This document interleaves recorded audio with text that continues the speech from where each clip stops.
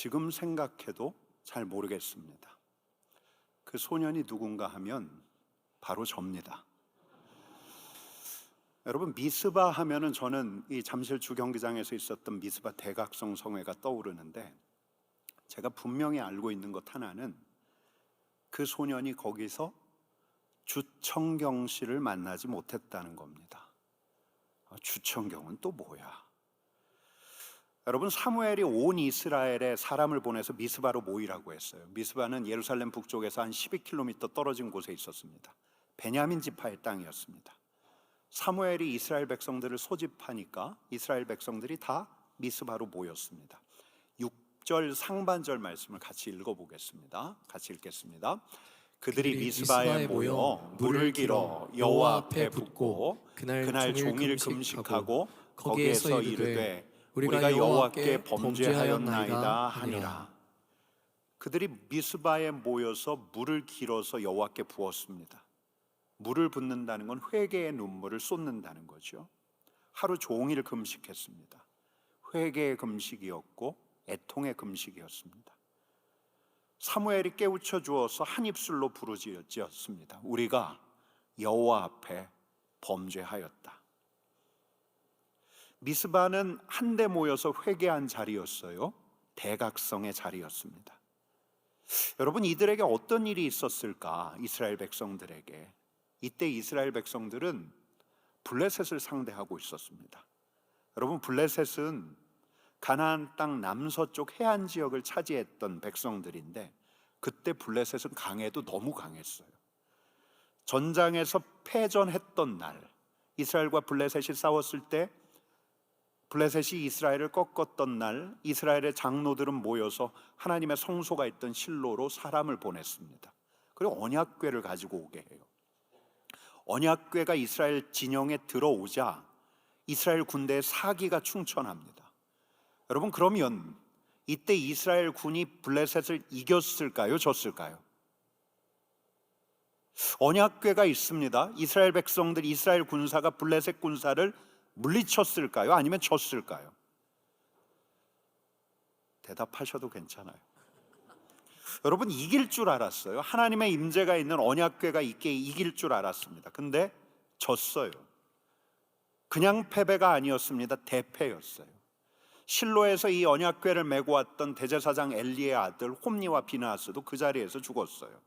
게다가 언약궤마저 블레셋에게 뺏겼습니다. 하나님이 이들의 생각대로 움직여 주시지 않는 거예요. 물론 이 언약궤는 다시 이스라엘로 돌아오긴 했지만, 이런 상황들을 보면서 사무엘은 너무너무 답답했어요. 위급할 때는 부르짖고 더 위급할 때는 언약궤를 앞세우는데, 모세가 명한 대로, 여호수아가 유언한 대로 하나님의 백성이 하나님의 백성답게 살아가지 않는 거예요. 그래서 이번에 이 이스라엘 백성들을 블레셋의 손에 넘기셨던 건데, 여러분, 그래서 사무엘이 요청하는 게 3절 말씀입니다. 좀 길지만 같이 읽겠습니다.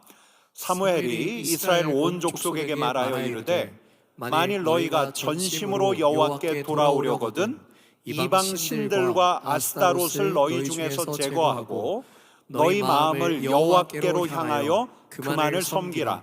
그리하면 너희를 블레셋 사람의 손에서 건져내시리라. 너희 마음을 여호와께로 향하여 그만을 섬기라. 전심으로 여호와께 돌아오라. 회개를 촉구해요. 회개를. 온전한 마음으로 우리 하나님을 섬기라. 회개를 촉구하는 거예요. 여러분, 제가 이 온라인에서 1989년에 있었던 이 미스바 대각성 집회 메시지가 있는지를 찾았는데 유튜브에 암만 뒤져도 영상 기록이 없습니다. 그래서 아주 강력했던 대각성 메시지를 이 설교를 준비하면서 들었는데, 그게 뭐였냐면 2007년도 1907년 평양대부흥 100주년을 맞아서 상암 월드컵 경기장에서 있었던 한국교회가 대각성과 부흥을 사모했던 2007년에 그때 설교자로 누가 섰냐면 돌아가신 사랑의 교회 옥하는 목사님이 서셨습니다. 그분이 이렇게 역설해요. 회개만이 살 길이라고. 이제 죄를 끊어버리고 우리 하나님께로 돌아와야 한다고. 근데 회개가 너무 형식적이 되었다고 이야기합니다. 성령께서 이제는 회개할 마음을 주셔야 한다고. 초자연적인 역사가 있어야 한다고. 하나님께서 그 자리에 회개와 자복의 영을 부으시기를 간절히 청원해요. 여러분, 제가 그 말씀을 듣는데 막 마음이 뜨거워졌습니다. 아마 사무엘도 미스바에서 그렇게 외쳤을 거예요. 회개를 외쳤을 거예요. 우리 3절 말씀 다시 한번 읽겠습니다. 만일 너희가 전심으로 여호와께 돌아오려거든 이방 신들과 아스타롯을 너희 중에서 제거하고 너희 마음을 여호와께로 향하여 그만을 섬기라. 여러분, 뭐라고 이야기합니까? 아스타롯과 이방 신들을 제거하라. 여러분, 가나안 사람들은 가나안에 살면서 가나안 문화 종교에 너무너무 익숙해졌어요. 아무렇지도 않게 양쪽을 섬기려고 들었어요. 낮에 모여서는 이렇게 하나님께 부르짖잖아요. 밤에 집에 들어가면 바알의 제단에 가다가 제물을 바칩니다. 근데 이게 아무렇지도 않는 거예요. 하루는 어머니가 아들에게 이야기합니다. 얘야, 내가 너를 위해서 신상을 하나 만들마. 자, 이 돈으로 하렴. 이 돈을 거룩하신 여호와 앞에 바친다. 그러니 이 돈으로 너를 위한 신상을 만들어라. 그렇게 신상을 만들어요. 그리고 신당을 꾸며요. 그리고 레위인을 고용하는 거예요. 여러분, 이게 사사기에 나오는 한 장면이었어요. 여호와를 섬기는 건지 아니면 우상을 섬기는 건지 엉망진창이었어요. 자기 소견대로 살던 시대였어요. 여러분, 그러니까 이 사사시대 사무엘상의 무대는 하나님만 섬기지 않았어요. 하나님도 섬겼어요. 바알과 아스타롯, 그들이 만든 신상, 가나안에서 접한 신들을 찾으면서 하나님도 찾았어요. 조상들의 신, 애굽의 홍해를 갈랐던 신, 이스라엘의 신 여호와도 포기할 수가 없었던 거예요. 여러분, 이런 걸 세속의 전문 용어로 뭐라고 하죠? 양다리? 한번 따라해 볼까요? 양다리? 그들은 자신을 위해서 필요할 때마다 신들을 찾았던 건데 어떻게 하면 우리 밭에 소출이 많아지게 할까? 바알과 아스타롯이 풍요의 여신이지, 바알에게 절을 하자. 어떻게 하면 우리 집에 우환이 없을까? 이 집을 관리하는 신령한 신상 하나를 만들면 되겠다. 근데 어떻게 하면 저 블레셋 대적을 쳐부술 수 있을까? 맞다, 우리 조상들의 신이 만군의 여호와였지. 그분의 임재를 이 언약궤를 통해서 드러내면 되겠다. 여러분, 양다리예요. 하나님만 섬기지 않았어요. 하나님도 섬겼어요. 하나님도 섬기니 하나님이 그들이 유일하게 경배하는 신이 아니었어요. 하나님은 승리를 가져다 주는 신이면 됐어요. 그들의 바람을 들어주는 신이면 됐어요. 다른 신들처럼 양다리. 여러분, 근데 이 생각처럼 되지 않는 거예요.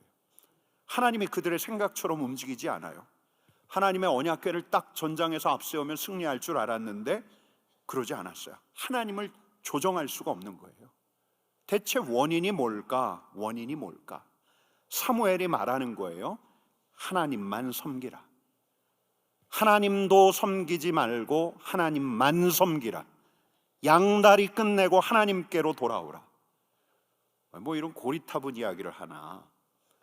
여러분, 가나안 시대야 혼합종교 시대였으니까, 가나안 신 여호와를 함께 섬겼던 혼합종교의 시대였으니까 그럴지 몰라도 이 자리에 있는 우리는 하나님만 섬기는데, 오늘 삼덕교회 목사님이 와서 옛날 얘기하나 보다. 여러분, 그렇지만 만약에 사무엘이 이 자리에 나타나서 여러분들에게 이야기한다면 그도 형형한 눈빛으로 똑같이 말할 거예요. 하나님만 섬기라. 하나님도 섬기지 말고 하나님만 섬기라. 그래도 제가 안동의 유서 깊은 양반 집안 출신인데 지금 이 제사 다 끊어냈습니다. 그에게 사무엘이 이야기할 거예요. 하나님만 섬기라. 우리 할머니가 무당이셨습니다. 근데 제가 집사가 됐습니다. 그래도 사무엘이 이야기할 거예요. 하나님만 섬기라. 내가 지금 다른 걸 섬기고 있다는 건데, 제물 바치고 절하는 종교적인 신들을 말하는 게 아닌 것 같은데 대체 뭘까? 여러분, 현대의 우상들 들어보셨을 거예요. 우리 시대의 신들을 이야기하는 걸까? 돈, 자리, 명예, 인정, 쾌락, 일, 내 마음이 항상 가 있는 거, 내가 맹렬히 추구하는 거, 내가 예배하고 있는 대상, 예배라고까진 말하기는 어렵지만 내 마음에 8알 이상이 가 있는 그 대상. 여러분, 아비 된 자, 어미 된 자로서 항상 어디에 마음이 가 있습니까? 우리 아이돌이 있잖아요. 누구죠? 아이돌, 우리의 아이돌, 우리의 우상, 내 아들, 내 딸. 예배한다고는 할 수는 없지만 내 마음의 대부분이 가 있는 무엇, 나에게는 없어서는 안 되는 무엇. 근데 사무엘이 단호하게 이방신들 아스다롯을 너희 중에서 제거하라고 하니까 여러분, 이런 생각을 할 수가 있어요. 우리 마음에 가 있는 그 모든 것들을 다 끊어내라는 건가? 종교적인 신들뿐만 아니라 돈에 대한, 명예에 대한 이런 내 마음들 다 없애버리라는 건가? 난 더 풍요롭길 원하는데, 더 높이 올라가길 원하는데, 다른 사람들에게 들키고 싶지는 않지만 난 더 박수받기를 원하는데, 인정받고 싶은데, 이런 몹쓸 마음들은 하나님을 섬기는 마음이 아니라 우상 숭배하는 마음이니까 요거 다 제거하라, 끊어내라, 그런 뜻인가? 여러분, 집안 사당, 집안에 있는 신상에 있는, 사당에 있는 바할 아스타롯이야 그냥 정리하고 쓰레기통에 쳐넣으면 끝이에요. 절은 더 안 가도 돼요. 굿은 굿판은 더 벌리지 않아도 됩니다. 여러분, 근데 우리 시대 살면서 우리는 돈 없이 살 수 없죠. 명예는 소중합니다. 우리는 주님 품에서 안식할 때까지 일 없이 살 수 없어요. 게다가 우리 하나님께서 우리에게 사랑으로 양육하라고 자녀까지 주셨는데 이걸 제거해? 여러분, 그럴 수 없어요. 사무엘도 알아요. 우리 하나님도 아셔요. 여러분, 그렇지만 우리는 사무엘을 통해서 오늘 우리에게 주시는 하나님의 말씀을 듣습니다. 너희 마음을 여호와께로 향하고 여호와만 섬기라. 하나님만 섬기라. 한번 따라해 봅시다. 하나님만 섬기라. 하나님만 섬기라. 여러분, 그러면 우리의 마음을 여호와에게로 향하고 하나님만을 섬긴다, 이게 뭘까? 제가 오늘 여러분들하고 나누려고 하는 거예요. 여러분, 우리는 일도 해야 해요. 때가 되면 승진도 해야 해요. 뿐만 아니라 돈도 벌어야죠. 사랑도 해야 돼요. 아이들도 키워야 되는데 그것만으로도 하루하루 바람잘 날 없는 날들을 보내고 있는데 우리 마음을 여호와 우리 하나님께 향한다는 게 대체 뭔가? 여러분, 오늘 한 3가지를 나누려고 하는데요. 한번 따라합시다. 주목하기, 주목하기, 주목하기. 주목하기. 여호와만 섬긴다는 거, 먼저는 주목하기예요. 우리 일상에서 우리 주님을 바라보는 것. 주목하기 위해서는 인정하는 게 필요한데 지금 여기 계신 주님을 인정하는 것. 여러분, 이 자리에 우리 주님께서 계신다고 믿으십니까? 아멘. 여러분, 그렇게 우리는 믿고 이 자리에서 예배하고 있습니다. 여러분, 한 20년 전까지만 해도 저희 집에도 걸려 있었고요. 집집마다 신앙인들의 집에 많이 걸려있던 액자가 있죠. 한 사진사가 겨울에 중국 들판을 말 타고 달리다가 불현듯 어떤 세미한 음성을 듣습니다.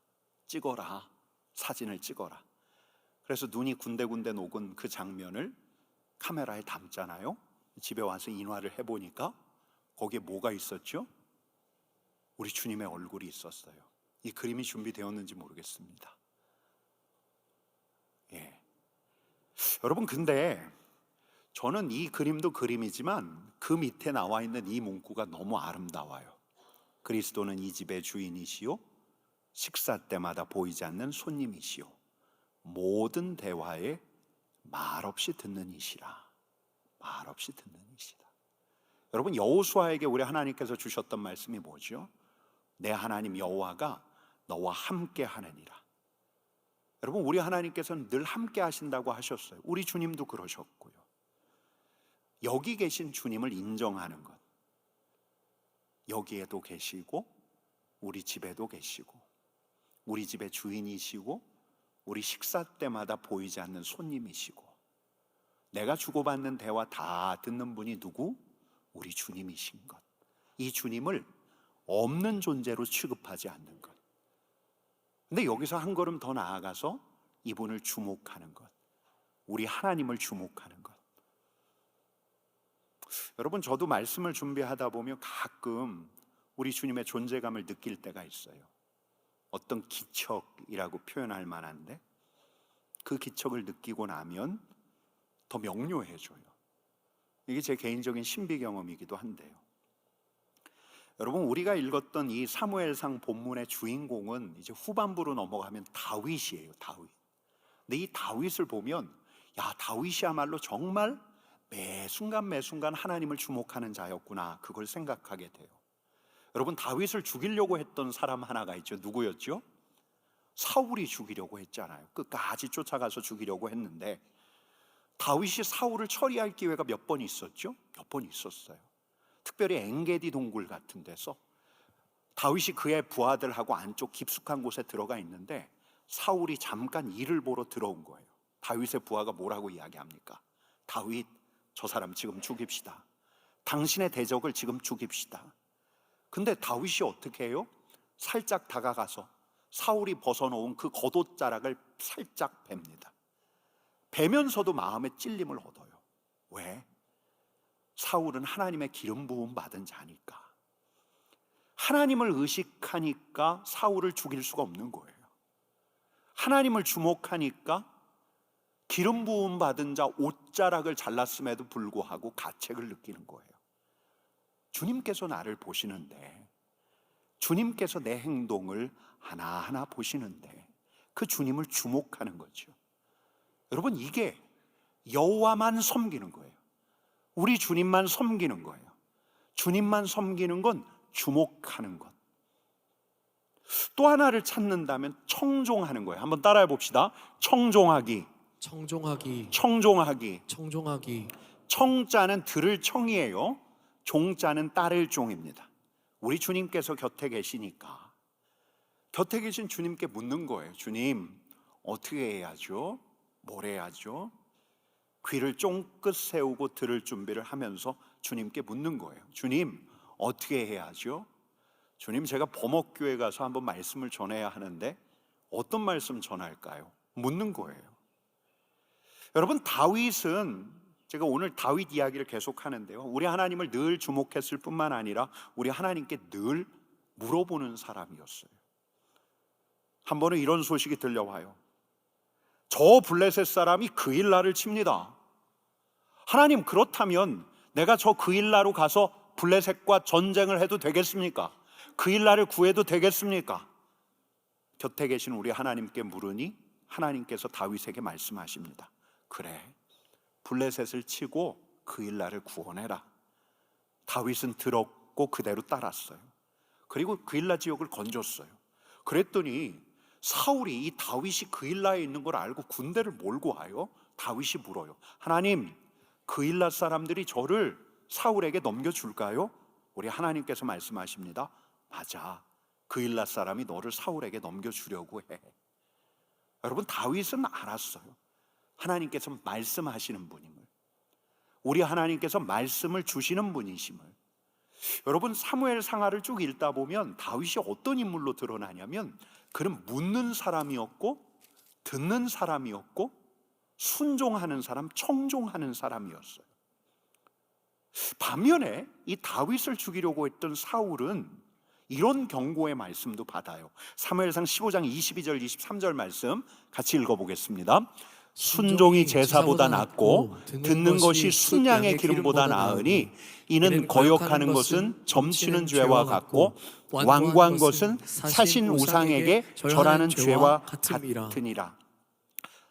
순종은 제사보다 낫고 듣는 것은, 순종종, 듣는 것 청. 여러분, 듣기 위해서 묻는 거예요. 가까이 계신 분에게 묻는 거예요. 그리고 묻고 우리 주님께서 말씀하시면 따르는 거예요. 여러분, 우리 하나님께서 가까이 계시는 하나님, 우리에게 말씀하시는 하나님이시라는 걸 믿으십니까? 아멘. 여러분, 우리 하나님께서 우리에게 말씀하시는 분이셔요. 말씀을 통해서도 말씀하시고 또 설교자의 메시지를 통해서도 말씀하시고 또 주위 사람들을 통해서도 말씀하시고 때로는 꿈과 환상을 통해서도 말씀하시고 때로는 우리 마음속에 세미한 음성을 들려주시기도 하시고. 여러분, 이런 음성들, 이런 메시지를 왜 들려주셔요? 종을 바라시는 거예요. 들었으니 청, 들었으니 종, 순종해야지. 여러분, 아까 사울에게 주셨던 그 말씀을 떠올려 보면 주님을 따르는 것, 순종이 무엇보다 낫다고요? 제사보다 낫다고 해요. 근데 주님을 거역하는 게 무엇하고 똑같아요? 점치는 죄하고도 똑같아요. 듣는 것이 순양의 기름보다 낫대요. 근데 듣지 않고 완고하게 구는 것, 이건 마치 우상에게 절하는 것과 같다는 거예요. 여러분, 사울이 바알과 아스타롯을 섬겼습니까? 바알에게 절하고 아스타롯에게 제물을 갖다 바친 장면이 나옵니까? 그렇지 않아요. 가나안의 신들과 거리를 뒀어요. 그러나 그는 여호와만 섬기지 않았어요. 그가 우상이었어요. 인정받고 싶어하는 권력 욕구로 투철했던 그 자신이 우상이었어요. 여러분, 주님만을 섬기는 자는 어떤 사람이냐? 이렇게 한번 정리할게요. 청종하는 자. 한번 따라합시다. 청종하는 자. 정종하는 자. 여러분, 이제 셋째로 가요. 셋째를 이렇게 정리해 보았습니다. 같이 읽겠습니다. 경배하기, 경배하기, 경배하기. 그분이 여기 계시니까 그분을 찬양하고, 그분께서 내게 말씀하시니까 그분을 높이고, 지금 돌아가는 상황이 어떠하든, 내게 어떤 일들이 지금 벌어지고 있든 간에 내 곁에 계신 우리 하나님이야말로 찬송과 경배를 받기에 합당하신 분. 다윗은 정말 우리 하나님을 높이는 사람이었어요. 수없이 많은 다윗의 시편들이 있는데 제가 오늘 가지고 온 건 시편 16편 말씀인데, 다윗의 경배가 이렇게 이어집니다. 16편 7절 말씀 같이 읽겠습니다. 나를 훈계하신 여호와를 송축할지라, 밤마다 내 양심이 나를 교훈하도다. 하나님을 찬양하라, 하나님을 찬양하라. 내가 하나님께 물으니 하나님께서 나에게 교훈하신다. 하나님께서 나에게 듣게 하신다. 나의 양심을 통해서 듣게 하신다. 우리 하나님을 찬양하라. 여러분, 또 8절 말씀도 같이 읽겠습니다. 8절 말씀 같이 읽습니다. 내가 여호와를 항상 내 앞에 모심이요 그가 나의 오른쪽에 계심으로 내가 흔들리지 아니하리로다. 하나님이 내 앞에 계십니다. 내 오른쪽에 주님을 모십니다. 내 가까이 계신 주님을 내가 늘 의식하면서 주님을 주목합니다. 여러분, 이 시편의 찬양이 이런 경배로 끝납니다. 16편 11절 말씀 같이 읽겠습니다.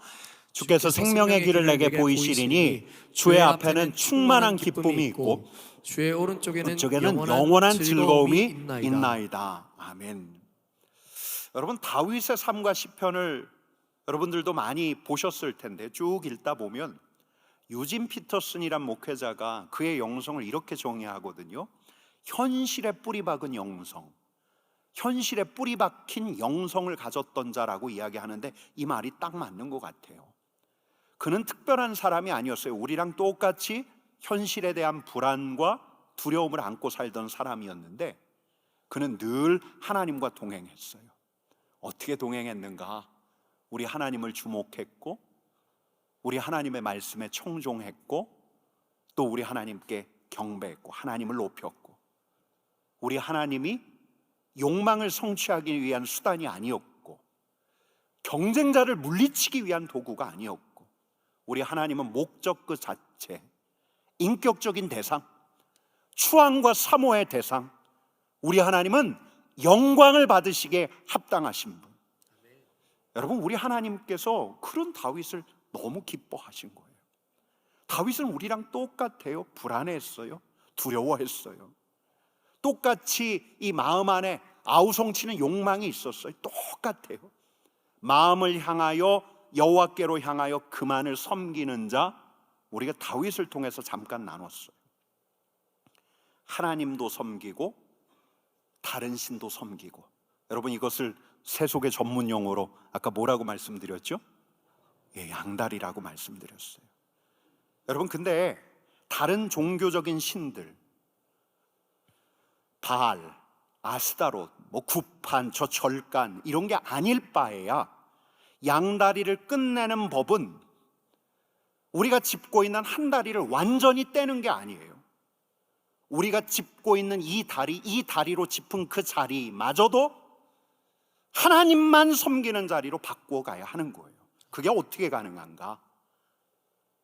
여러분, 제가 이 말씀을 준비하면서 수없이 워딩을 바꿔가면서 정리한 게 주목과 청종과 경배예요. 주청경 씨. 여러분, 미스바는 회개하는 자리였습니다. 헬라어로 회개는 메타노이아의 방향을 바꾸는 거예요.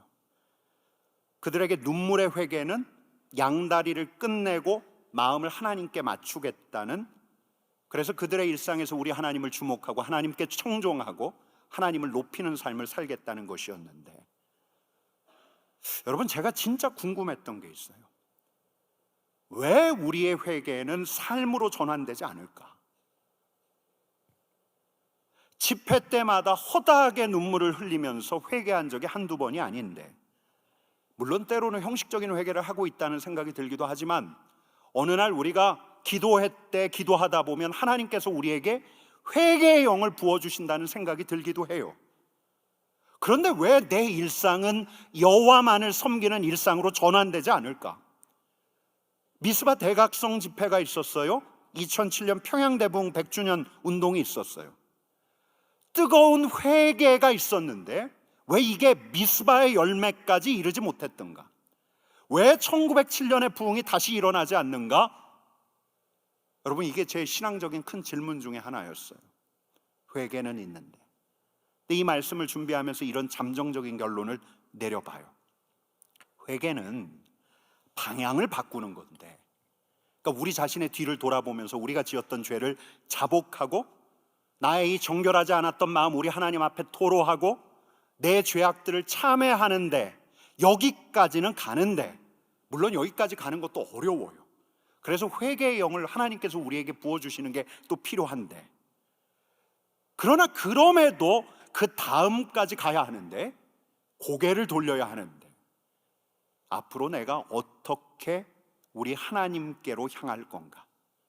어떻게 내가 죄에서 멀어져 살 건가? 여전히 똑같은 자리에서 똑같은 사람하고 살아야 하거든요. 똑같은 자리에서 똑같은 일을 하면서 살아야 하거든요. 근데 그 자리는 여전히 현대판 우상이 넘실거리는 자리예요. 어떻게 하면 하나님을 목적으로 두는, 하나님과 함께하는 삶을 살 것인가? 여기까지 가야 되는데, 내 죄를 자복하는 것뿐만 아니라 고개를 딱 돌려서 이제 앞으로 가야 할 그 자리에서 어떻게 우리 하나님만 섬길 것인가? 이에 대한 결단까지 가야 하는데, 여러분, 그러니까 주님, 내가 주님 안에서 회개합니다. 나의 교만과 나의 시기와 나의 거짓과 나의 음란과 나의 사랑 없음을 회개합니다. 이것과 함께 내가 발딛고 선 그 일상 치열하고 불안한 시간에서조차 주님, 저는 이제 주님을 주목하겠습니다. 매 순간 주님을 주목하겠습니다. 매 순간 주님께 묻겠습니다. 매 순간 주님께 듣겠습니다. 그리고 주님을 따르겠습니다. 그리고 그 자리에서 주님의 영광을 높이겠습니다. 어떤 순간이든 주님께 기대하고 감사하며 진정 경배하는 삶을 살겠습니다. 이 결단까지 갈 때라야 비로소 우리의 삶, 진정 주님만 섬기는 자가 되는 게 아닐까. 회개가 삶으로 전환되는 게 아닐까. 주목과 청종과 경배. 여러분, 그러면 우리가 그렇게 주님께 영광을 올리면, 영광을 올려드리면 영광이 임해요. 한번 따라합시다. 영광을 돌리면 영광을 돌리면 영광이 임한다. 영광이 임한다. 영광을 돌리면 영광을 돌리면 영광이 임한다. 영광이 임한다. 여러분, 정말 영광이 임했어요. 다윗에게도 임했고요, 미스바에서도 임했어요. 미스바에 이스라엘 백성들이 모여 있다는 이야기를 듣고 블레셋 사람들이 막 또 치러 와요. 그때 다윗이 사무엘이 우리 하나님을 주목하면서 우리 하나님께 경배를 올려드려요. 주목과 청종의 경배를 올려드려요. 그러자 우리 하나님께서 영광을 보이셨어요. 마음을 향하여 여호와께로 향하여 여호와만 섬기기로 결단한 이스라엘 백성들에게, 주목과 청종과 경배를 결단한 이스라엘 백성들에게 우리 하나님께서 당신의 영광을 드러내셨어요. 블레셋 사람들이 지고 말았죠. 여러분, YM이라는 선교단체 아셔요? 예수전도단으로 알려져 있는데, 아르헨티나 YM 대표로 있는 알레칸드로 로드리게스라는 분의 책을 제가 이 말씀 준비할 즈음 읽었는데, 한 번은 이분이 이 노르웨이 이 목회자 세미나에서 강사로 초대를 받았어요. 그러니까 비행기를 타기 위해서 이제 아르헨티나에서 노르웨이까지 가야 하는데, 그러려면 국제공항 부에노스아이레스에 있는 국제공항으로 갔는데, 비행기를 타기 위해서 갔는데 공항이 엉망인 거예요. 왜냐하면 파산한 아르헨티나 직영 항공사의 직원들이 와서 농성을 했기 때문에 그 항공사가 엄청난 경영난에 허덕이다가 결국 파산하고 말았어요. 너무 떠들썩한 거예요. 야, 이 공항이 난장판이네. 뭐 하루아침에 실업자 된 이들이 이렇게 나와서 농성이라도 할 수밖에 없는 거죠. 그러고 이제 비행기를 탔는데 노르웨이 숙소에 도착해서 우리 하나님께 이런 질문을 해요. 하나님께 주목하며 묻는 거예요. 하나님, 노르웨이 목사님들에게 제가 어떤 말씀 전하는 게 좋겠습니까? 기도하면서 자꾸 묻는데 자꾸 아까 봤던 그 항공사 직원들이 막 떠오르는 거예요. 내 말씀 전할 거 생각해야 되는데 정신 차리고 다시 물어요. 하나님, 제가 노르웨이 목사님들에게 어떤 말씀 전해야 할까요? 근데 선명한 두 단어가 떠오릅니다. 아르헨티나 항공사. 꼭 이렇게 말씀하시는 것 같아요. 빨리 아르헨티나로 가서 그들을 위해서 기도하고 내가 그들을 불쌍히 여기고 있다고 알려주렴. 당혹스러웠죠. 네? 주님이 그들을 격려하라고 다그치는데 부담도 생겼어요. 그러고 이제 세미나를 마치고 다시 이 아르헨티나 공항으로 왔는데 여전히 난장판. 근데 그냥 집으로 돌아가고 싶더래요. 집으로 돌아왔어요. 근데 또 며칠 후에 페루에 가서 말씀 전할 일이 있어서 어떤 말씀 전해야 하냐고 물었더니 또 선명한 단어가 떠올라요. 아르헨티나 항공사. 그러면서 주님께서 이 목사님을 이렇게 책망하시는 것 같더래요. 야, 너 아직도 순종하고 있지 않구나. 이 말이 가슴을 훅 찔렀어요. 어떻게 해야 할까? 망설였죠, 처음엔. 그리고 회개했어요. 그리고 순종했어요. 그래서 공항에 도착해서 이 농성 현장으로 찾아가서 이 노조위원을 만나고 싶다고 하니까, 웬 낯선 목사가 와가지고 노조위원 만나겠다고 하니까 너무 터무니없는 상황일 텐데도 당시에는 언론들마저도 이들을 외면하던 때여서 한 목사님이 왔다고 하니까 이 노조위원이 기꺼운 마음으로 나아오더래요. 근데 그에게 이렇게 이야기했어요. 이상하게 들리실지 모르겠지만 제가 믿는 하나님이 여러분들을 위해서 기도하라고 하네요. 지도자 중 한 분인 선생님을 위해서 제가 기도해 드려도 되겠습니까? 여러분, 이 노조위원이 어떤 눈으로 봤을까요? 웬 미친 소리야? 이런 눈으로 볼 줄 알았는데 이분 눈에서 눈물이 글썽이고 있더래요. 그 자리에서 기도해 줬어요. 근데 이 소식이 파다하게 퍼지니까 여러 농성하던 분들이 와서 자기들도 위해서 기도해 달라고 하는데, 사람들이 많으니까 제가 며칠 있다가 다시 와서 제 동역자들하고 와서 잠깐 같이 기도하는 시간을 가집시다 해서 이틀 후에 항공사 데스크에서 만나기로 했어요. 그리고 이틀 후에 이 데스크로 갔는데 깜짝 놀랐어요. 우리 하나님을 높이지 않을 수 없었어요. 그 자리에 한 10명, 20명 있었던 게 아니라 수백 명이 있더래요. 대형 집회 자리가 된 거예요.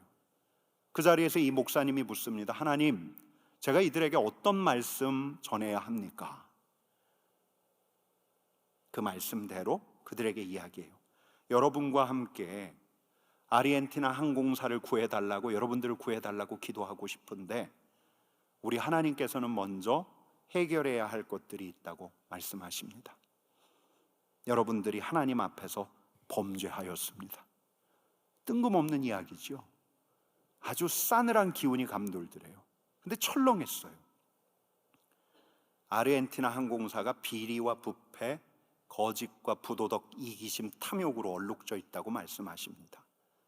그리고 지금 우리 하나님께서는 여러분들이 회개하기를 원하십니다. 여러분 각자에 대해서, 여러분의 부정부패에 대해서, 거짓에 대해 회개하기를 원하십니다. 여러분 마음 안에 있는 시기, 여러분 마음을 정직하게 토해내기를 우리 하나님께서 원하고 계십니다. 그래야 항공사에 소망이 있습니다. 여러분 어떤 일이 벌어졌을까요? 이야기가 끝나고 고개를 들었더니 사람들이 몇몇이 그 자리에서 무릎을 꿇기 시작하는데 수백 명 전체가 모두 무릎을 꿇더래요. 여러분 그 자리가 성령이 임하시는 자리가 됐어요. 울부짖고 탄식하고 그 자리가 미스바가 되었죠. 하나님의 영광이 임한 거예요. 정확히 35일 후에 파산했던 아르헨티나 항공사가 기적적으로 회생했다는 소식이 들렸습니다. 근데 이분의 경험담이 이렇게 끝을 맺어요. 할렐루야, 할렐루야, 여호와를 찬양하라. 여러분 우리 하나님께서는 지금도 매 순간 우리 하나님을 주목하고 그분의 말씀에 청종하고 그분을 경배하는 자를 찾고 계십니다. 그가 있는 자리가 우리 하나님의 영광이 임하는 미스바가 되는 거예요. 여러분 우리가 눈물을 쏟으면서 우리의 죄를 자백하면서 회개를 하는데 이런 미스바의 회개는 일상의 삶으로 전환이 되어야 해요. 우리의 마음을 주님께로 향하는 일상의 삶. 우리가 무엇을 하든 간에, 우리가 어디에 있든 간에, 우리가 누구와 함께 하든 간에 우리 주님을 주목하고 우리 주님께 묻고 주님을 따르고 주님을 경배하는 일상으로의 전환. 미스바의 회개는 일상의 전환으로 이어져야 한다는 거예요. 여러분 저는 여러분들에게 축복합니다. 우리 성도님들, 이 자리에 계신 우리 범업교회 성도님들 모두가 매일매일 우리 주님을 의식하고 주목하고 우리 주님의 말씀 귀담아 듣고 따르고 우리 하나님의 영광을 높이는 하나님의 사람 되기를 간절히 축원합니다. 여러분 그러고 그렇게 일상을 살다가 주일이 되면 이제 이 자리로 모이는 거예요. 그러면 이제 이 자리가 미스바가 돼요. 이렇게 모인 자리에서 또 지난 한 주를 돌이키면서 그동안 미진했던 우리 자신을 돌아보면서 주목하지 못했고 청종하지 못했던 내 자신을 우리 하나님 앞에서 정직하게 고백하고 다시 주님 내가 주목하겠습니다. 내가 하나님의 말씀을 붙들겠습니다. 내가 다시 주님을 경배하는 삶을 살겠습니다. 이렇게 결단하면 여러분 이 범업교회 예배당 이 자리가 우리 하나님의 영광이 임하는 부흥의 자리가 될 것입니다. 주님의 다스림이 시작이 되는 거예요. 여러분 저는 부활절 연합 예배도 그런 자리가 되기를 축복합니다. 우리가 일상에서 우리 주님을 주목하고 청종하고 경배하다가 그 자리에 모여 하나님의 말씀을 듣고 우리의 모든 것들을 우리 하나님께 토해내며 부활하신 우리 주님을 높일 때 그 자리에 틀림없이 영광을 돌리는 그 자리에 틀림없이 우리 주님의 영광이 임할 것입니다. 여러분 그런 자리 될 수 있도록 기도해 주시기를 바랍니다. 우리 같이 기도하겠습니다. 사랑과 은혜